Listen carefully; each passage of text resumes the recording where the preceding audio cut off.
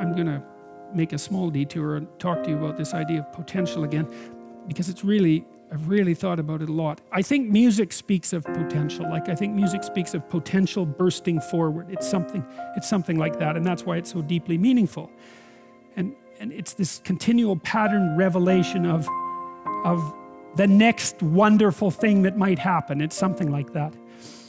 So there's that, and people find that deeply meaningful. And then there's the idea that we all have potential that isn't realized, but that we regard that potential, even though it's not realized, as real, which I can't get my head around at all. It just doesn't make sense. And then, although everyone acts that way, and everyone believes it, because what you act reflects what you believe, and you make judgments about yourself and others based on those beliefs, and they're deep judgments. So the idea that you believe that there is such a thing as human potential, I think it's undeniable. If you act at all, if you expect things of people at all, then you're demonstrating your commitment to the idea of potential. But then I wonder if there's something even deeper going on, because we are very materialistic, modern people, and there's great power in that, obviously. I mean, we've obtained great control over the material world, for better or for worse. But we do have a tendency to think of the world purely as a material structure, and it isn't really obvious to me that the world is exactly a material structure. It seems to be something more like constrained potential, because everything is a certain way, but everything that is a certain way could be a multitude of other ways, and almost an infinite multitude of other ways.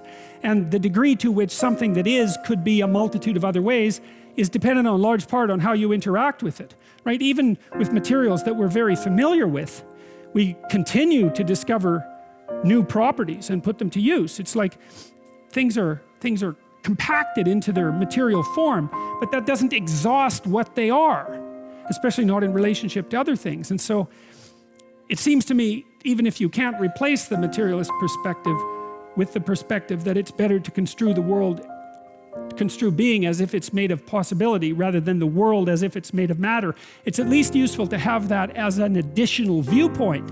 Is that because you could say, well, the material philosophy is very useful as a tool for obtaining certain sorts of benefits, which it clearly is.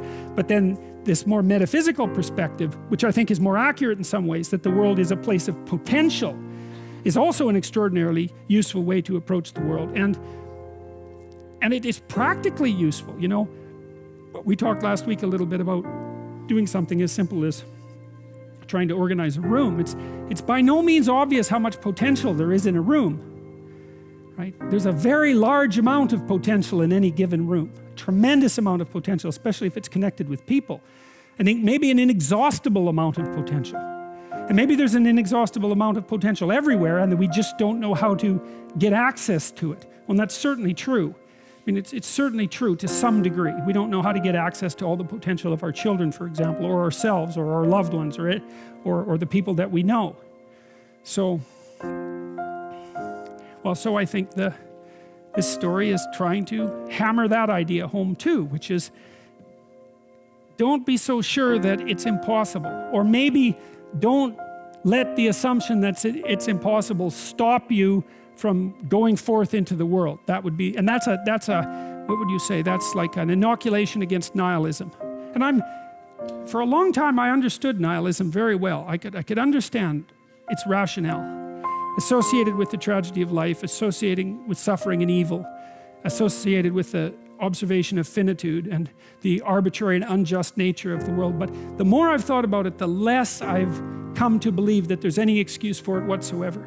And I think the reason for that is that it forestalls effort. It forestalls the ability to discover for yourself. Maybe there's no reason to be so goddamn hopeless, except that it's easier to be useless. Now, and I'm not, believe me, I'm not making that case. I'm not saying that that's what's besetting people who are clinically depressed, for example. That's not my point. Clinical depression is a terrible thing. There's lots of reasons to be rendered, to be tossed into a catastrophic condition. That isn't what I mean. I mean that kind of cynical, arrogant, rational, hyper-intelligent nihilism that throws the world away as if it's of little use before it's been properly engaged with. Better to engage with it. and see what happens. And better to make the assumption that if the world isn't returning to you what it is that you need, then either you're not doing it right or you've conceptualized what you need badly. Why not at least open yourself up to that possibility, right? Because you could be wrong.